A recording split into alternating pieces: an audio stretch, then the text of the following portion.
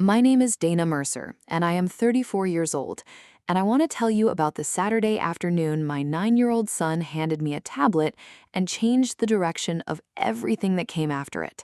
But before I tell you about the tablet, I need to tell you about Talia, because Talia is the center of this story, and understanding her requires understanding what she had decided about my family and why she had decided it, and how long she had been operating on that decision before my children gave me the evidence to do something about it. I met my husband Marcus 4 years ago. He had been in a relationship with a woman named Talia for 3 years before we met, a relationship that had ended badly in the specific way that relationships end badly when one person wants things the other person has decided they do not want to give. Talia had wanted permanence. Marcus had understood over the course of 3 years that what he felt for Talia was not the thing that produced permanence, and he had ended the relationship with what he described as honesty, and what Talia experienced as abandonment, and what I understand from everything that followed as the kind of ending that some people never fully accept. Marcus and I got together 8 months after his relationship with Talia ended. We got married 2 years later.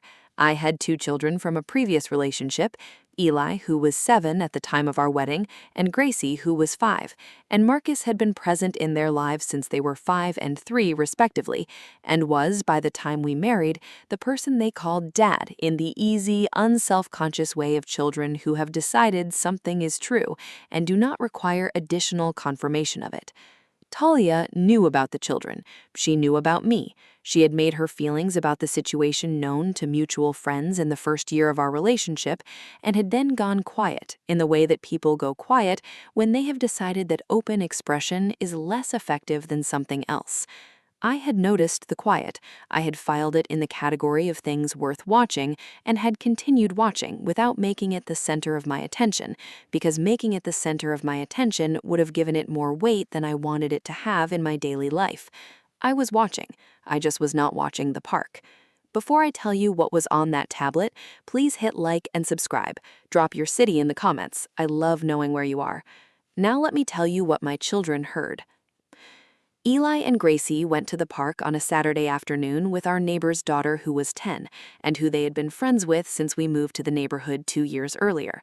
I watched them leave from the front window with the particular Saturday afternoon feeling of a parent whose children are old enough to go to a familiar park 2 streets away and who has not yet had a reason to feel anything other than ordinary about it. They were gone for 2 hours. They came back at 4 o'clock, and I knew immediately that something had happened, because Eli had the expression he gets when he is carrying something he does not know how to put down, and Gracie was walking close to him in the way she walks when she needs to be near something familiar. I said, "Hey, how was the park?" Eli said, "It was okay." He came inside and he put his bag down and he took out his tablet and he looked at me with the serious, focused expression of a 9-year-old who has made a decision about something and is committing to it. He said, "Mom, we recorded something. We thought you should hear it." He held out the tablet. I said, "Tell me what happened first." He said, "A lady came up to us at the park." He said, "She knew our names." He said, "She said she knew Dad." He said, "She started saying things and I did not think they were true, and I did not know what to do, so I pressed record." I said, "What things did she say?" He said, "She said she was our real mom." He said it the way children say things that do not fit into any category they have available, flatly, without interpretation, waiting for the adult to tell them where it goes. I looked at Gracie. She was looking at me with the expression of a child, waiting to take her emotional cue from the adult in the room. I said, "Okay." I said, "You did exactly the right thing." I said, "Can I listen to it?" Eli handed me the tablet. I put in my earphones. I pressed play. 40 seconds of general conversation, Talia establishing familiarity, asking the children questions about school and home in the warm, practiced way of someone who is prepared for a conversation. Then her voice changed, and she started talking about their family, and what she said in the next 10 minutes and 20 seconds was the most deliberate and calculated thing I have ever heard, directed at children who had done nothing to deserve it. I'm going to tell you what Talia said on that recording because I think it needs to be said clearly and not summarized, because the clarity of it is the thing that tells you what you are dealing with. She told my children that she had known her dad for a long time before their mom came along. She told them that she and her dad had been very close and planned a life together.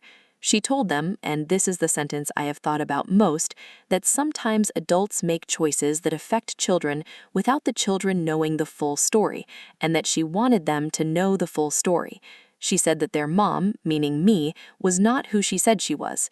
She did not specify what she meant by that. She did not need to. She was planting a question in the minds of two children aged 9 and 7, a question about the stability and truthfulness of the home they lived in, delivered with the warm, attentive manner of someone who wanted to be trusted. Eli asked her once during the recording whether what she was saying was true. She said, "I just want you to know that people who love you will always tell you the truth." Eli said, "Okay," and stopped asking questions, and I could hear in the quality of his silence on the recording that he had stopped asking questions not because he believed her, but because he was thinking. My 9-year-old was thinking. I listened to the recording twice, then I took out my earphones. Eli and Gracie were both watching me. I said, "You were right to record it." I said, "You were both very brave." I said, "None of what she said is true, and I'm going to explain everything properly right now, but I want you to have dinner and a bath, and I will come and talk to you before you go to sleep." They both nodded. Gracie hugged me for a long time. Eli said, "We did not want her to say those things to us, Mom." I said, "I know." I said, "You handled it better than most adults would." I meant it. I put them to bed. I told them the truth in the simple terms available to me, that their family was real, that I was their mother in every way that mattered, and that the woman in the park was someone who was unhappy and made a bad choice. Gracie said, "Is she going to come back to the park?" I said, "No." I said it with the certainty of a woman who had already decided what was going to happen next, and who intended to make sure that certainty was justified. I went downstairs and I waited for Marcus. Marcus came home at 8:15. I said, "Sit down, I need to play you something." He sat. I played him the recording, all 11 minutes and 20 seconds. He listened without speaking. When it finished, he looked at me, and his face had the particular quality of a man who is very angry and is managing it very carefully because he understands that the moment requires management rather than expression. He said, "She approached our children." I said, "Yes." He said, "She told them." I said, "Yes." He said, "Eli recorded it." I said, 40 seconds in. He said nothing for a moment. Then he said, "What do we do?" I said, "I have already looked up a family solicitor." I said, "We file for a restraining order on the grounds of harassment of our children." I said, "We have 11 minutes and 20 seconds of audio evidence of what she said to them, recorded by our son, which I have already sent to my own email and backed up in 3 places." I said, "We do this tomorrow morning first thing." He said, "Agreed." He said, "I'll call her tonight." I said, "Do not call her tonight." I said, "Anything you say to her tonight becomes part of a conversation she can characterize however she wants. The recording speaks for itself. Let the solicitor speak next." He said, "You're right." I said, "I know." The solicitor, a woman named Patricia who specialized in family harassment cases, met with us on Monday morning. She reviewed the recording. She said, "This is clear evidence of deliberate psychological interference with your children." She said, "The fact that the child initiated the recording independently and the recording captures the full content of what was said significantly strengthens your position." She filed the application that week. Talia received the legal letter on a Thursday. Marcus received a message from a mutual friend the following day saying Talia went in shock and had not expected it all. I thought about that for a moment. She had planned a conversation designed to destabilize my children's understanding of their family. She had not planned for my 9-year-old to press record. She had not planned for my 7-year-old to hold the tablet steady for 10 minutes without moving. She had not planned for 2 children who felt safe enough with their mother to hand her the evidence the moment they walked through the door. The restraining order was granted. Talia has not been to the park since. My children asked me once, about a month later, whether they did the right thing. I said, "You did everything right."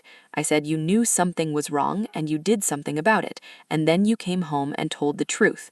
I said, "That's all anyone can do, and you did it better than most people ever manage." Eli nodded. Gracie said, "Can we go to the park now?" I said, "Yes." We went to the park. That's my story. If it stayed with you, share it with someone who needs to hear it. Drop your city in the comments. Hit subscribe. I'll see you in the next one.